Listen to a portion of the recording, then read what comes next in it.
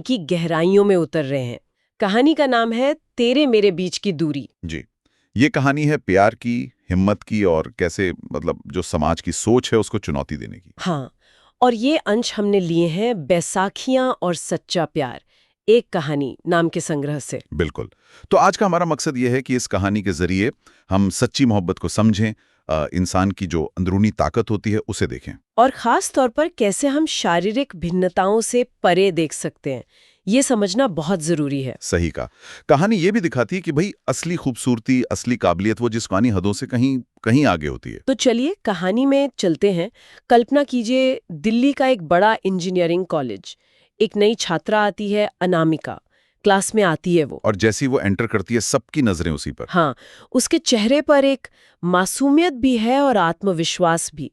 लंबे बाल, गहरी आंखें और होठों पर एक हल्की सी मुस्कान। लेकिन उसके चलने का अंदाज थोड़ा अलग है।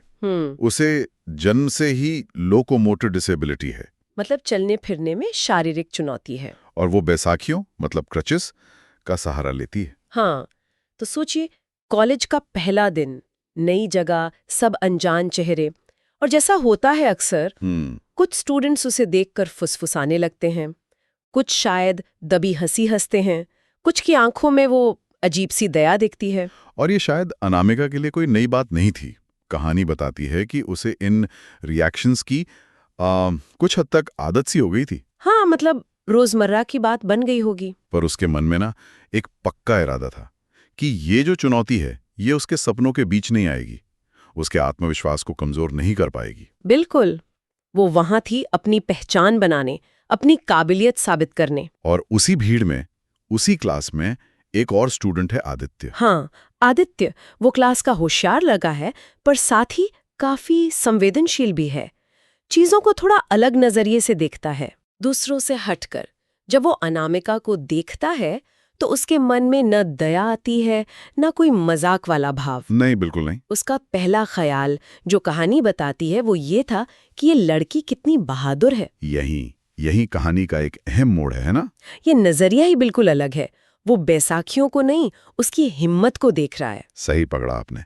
ये पूर्वाग्रहों पर पहली चोट थी और यहीं से उनके रिश्ते की एक अनकही सी शुरुआत होती है। फिर कॉलेज की लाइफ आगे बढ़ती है, classes, lab, projects, group studies. हाँ, और इन सब चीजों के बीच अनामिका और आदित्य धीरे धीरे एक दूसरे को जानने लगते हैं। आदित्य कई बार उसकी मदद करता है, जैसे कभी किताबें उठाने में या कभी सीढ़ियां चढ़ने में। लेकिन कहानी इस बात पर जोर देती है, और ये बहुत जरूरी है, कि उसकी मदद में दया या वो सहानुभूति वाला दिखावा नहीं था। बिल्कुल नहीं, एकदम नॉर्मल, जैसे कोई दोस्त अपने दोस्त की करता है। एक सहजता थी उसमें। और शायद यही बात अनामिका को सबसे ज्यादा अच्छी लगी। हाँ, क्योंकि शायद पहली बार कोई उसे उसकी शारीरिक स्थिति के उस चश्मे से नहीं देख रहा था। उसे एक नॉर्मल इंसान, एक दोस्त की तरह ट्रीट कर रहा था। ये उसके लिए बहुत मायने रखता होगा। बिल्कुल। तो उनका साथ बढ़ता गया, साथ में असाइनमेंट करना, कैंटीन में चाय पीना, घंटों बातें करना। और अनामिका को ये महसूस होने लगा कि आदित्य पहला इंसान है जो उसे सिर्फ दिव्यांग लड़की की तरह नहीं देखता, बल्कि उसे उसके असली रूप में, उसकी सोच के लिए पसंद करता है। हाँ, उसके व्यक्तित्व को देख रहा है। ये बहुत बड़ी बात थी। फिर आता है कॉलेज का कल्चरल फेस्ट, एक इवेंट जो उनकी दोस्ती को सबके सामने एक नई पहचान देता है। हाँ, आदित्य स्टेज पर जाता है गिटार के साथ और एक गाना गाता है। और गाना खत्म होने पर वो माइक लेता है और पूरे ऑडिटोरियम के सामने एक अनाउंसमेंट करता है। क्या कहता है वो? वो कहता है, ये गाना मैं अपनी सबसे खास दोस्त अनामिका के लिए गा रहा हूँ, क्योंकि उसने मुझे सिखाया है कि असली हिम्मत क्या होती है। ओह, सोचकर ही रोंगटे खड़े हो जाते हैं।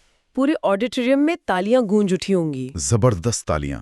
और अनामिका, उसकी आंखों में आंसू थे, खुशी के, सम्मान के। ये सिर्फ तारीफ नहीं थी, ये उसकी हिम्मत का, उसकी अंदरूनी ताकत का पब्लिक रिकग्निशन था। बिल्कुल, एक मील का पत्थर उनके रिश्ते में। लेकिन कहानियों में चुनौतियां तो आती ही हैं। हाँ, और अक्सर सबसे अच्छे मोड़ पर ही आती हैं। सही कहा। और यहाँ चुनौती आती है समाज की सोच के रूप में। आदित्य के ही कुछ दोस्त, करीबी दोस्त, उससे सवाल करने लगते हैं। क्या सवाल? वही कि यार आदित्य, कॉलेज में इतनी लड़कियां हैं, तू एक बैसाखी वाली लड़की के साथ ही क्यों घूमता है? क्या फ्यूचर है इसके साथ? ये वही मानसिकता है जो बाहरी दिखावे को ज्यादा महत्व देती है। बिल्कुल। और ये बातें कहीं ना कहीं से घूम फिर कर अनामिका तक भी पहुंचती हैं। तो उसके मन में डर आना लाजमी है। हाँ, उसे डर लगने लगता है कि कहीं आदित्य समाज के इस प्रेशर में आकर बदल ना जाए, कहीं वो भी उसे वैसे ही ना देखने लगे जैसे बाकी लोग देखते हैं। और इस डर की वजह से वो थोड़ी दूरी बनाने की कोशिश करती हैं आदित्य से, शायद खुद को बचाने के लिए, आगे के दर्द से। ये बहुत ही मानवीय प्रतिक्रिया है, सेल्फ प्रिजर्वेशन।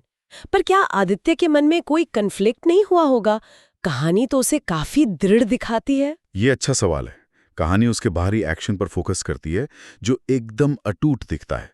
वो अनामिका का डर समझ जाता है और उसे यकीन दिलाता है। हाँ, वो उसे साफ साफ कहता है, उसके शब्द बहुत गहरे हैं।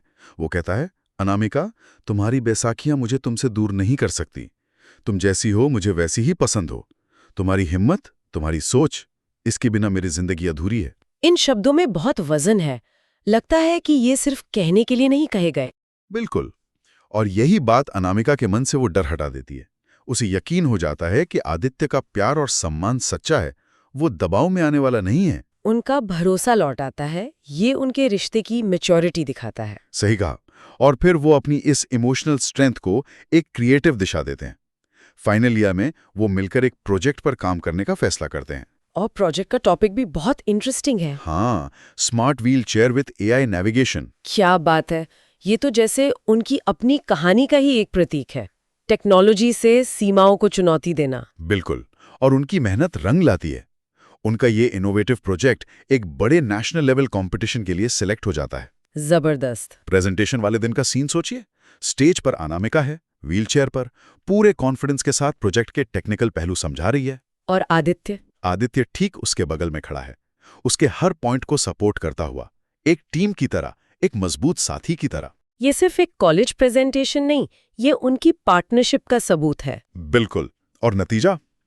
उन्हें पहला प्राइज मिलता है। वाह! पूरा हॉल खड़े होकर तालियां बजा रहा है। ऑडियंस में अनामिका के पेरेंट्स भी हैं। उनकी आंखों में गर्व और खुशी के आंसू हैं। ये सिर्फ एक कंपटीशन की जीत नहीं थी। ये उनके विश्वास की, उनके सपनों की और उस सोच को चुनौती देने वाले उनके हौसले की जीत थी। एकदम सही। और ये सफलता उनके रिश्ते के भविष्य के लिए भी एक मजबूत नींव रखती है। कॉलेज खत्म होता है और आदित्य बिना किसी हिचक के अपनी फैमिली से बात करता है। अनामिका के बारे में, अपने रिश्ते की सीरियसनेस के बारे में। हाँ, खुलकर। कहानी बताती है कि शुरुआत में परिवार में थोड़ी झिझक थी। शायद वही सामाजिक धारणाएं। हाँ, शायद वही, जिनसे उसके दोस्त भी प्रभावित थे। लेकिन आदित्य का विश्वास, उसका लॉजिक और साथ ही अनामिका की समझदारी, उसकी मैच्योरिटी, उसने सबका दिल जीत लिया होगा। बिल्कुल। धीरे धीरे वो परिवार वालों को ये समझाने में कामयाब हो जाते हैं कि उनका रिश्ता दिखावे से कहीं ज्यादा गहरा और सच्चा है। और फिर वो दिन आता है जिसका सबको इंतजार था। हाँ, कुछ महीनों बाद दिल्ली के एक खूबसूरत गार्डन में दोस्तों और परिवार के बीच आदित्य और अनामिका की शादी हो जाती है। उनकी मोहब्बत की मंजिल और एक नई जिंदगी की शुरुआत। शादी का माहौल है, खुशी है, हंसी मजाक है। आदित्य मजाक में अनामिका से कहता है, क्या? कहता है, अनामिका, अब तुम्हारी बैसाखियों को कभी अकेला नहीं चलना पड़ेगा। मैं हमेशा इनके साथ रहूंगा। इस हल्के फुल्के मजाक में भी कितनी गहराई है। हाँ, और अनामिका भी मुस्कुराकर जवाब देती है, और मैं हमेशा तुम्हारे साथ। ये दो लाइनें ही उनके रिश्ते का सार हैं। बराबरी, साथ निभाना, एक दूसरे को वैसे ही अपनाना जैसे वो हैं। कहानी यहाँ एक तरह से खत्म होती है, पर उनकी जिंदगी की कहानी तो अब शुरू हो रही थी, प्यार, सम्मान और सपनों से भरी हुई। वाकई बहुत ही प्रेरणा देने वाली कहानी है। तो अगर हम इस पूरी चर्चा को समेटें, तो इस कहानी से मुख्य सबक क्या निकलता है? पहले लगता था कि प्यार अंधा होता है या जिस्म नहीं रूह देखता है, पर यह थोड़ा ज्यादा सिंपलिस्टिक लगता है ना? अब सही कह रही है, ये थोड़ा आम सा लगता है। इसे और गहराई से देखें तो पहला और सबसे अहम सबक ये है कि सच्चा प्यार और सम्मान वो इंसान की अंदरूनी ताकत, उसके गुणों की पहचान पर टिकता है, बाहरी हालात या शारीरिक बनावट पर नहीं। आदित्य का जो आकर्षण था अनामिका के प्रति, उसकी बहादुरी देखकर शुरू हुआ था, दया से नहीं। तो ये प्यार सिर्फ आत्मा को नहीं, बल्कि उसके चरित्र को, उसकी हिम्मत को, उसकी सूझ को देख रहा और सराह रहा है। ये बेहतर नजरिया है। और दूसरा सबक, जो अक्सर कहा जाता है कि दिव्यांगता कमी नहीं ताकत है, इसे कैसे समझें? क्या ताकत सही शब्द है? देखिए, ताकत शायद पूरी तरह सही ना भी हो। शायद बेहतर ये कहना होगा कि दिव्यांगता या कोई भी शारीरिक भिन्नता वो इंसान की पहचान का सिर्फ एक हिस्सा है, पूरी पहचान नहीं। अच्छा। और ये कहानी दिखाती है कि यह भिन्नता इंसान को कमज़ोर नहीं बनाती, बल्कि उसे ज़िंदगी को देखने का एक अलग नज़रिया दे सकती है, एक ख़ास तरह का लचीलापन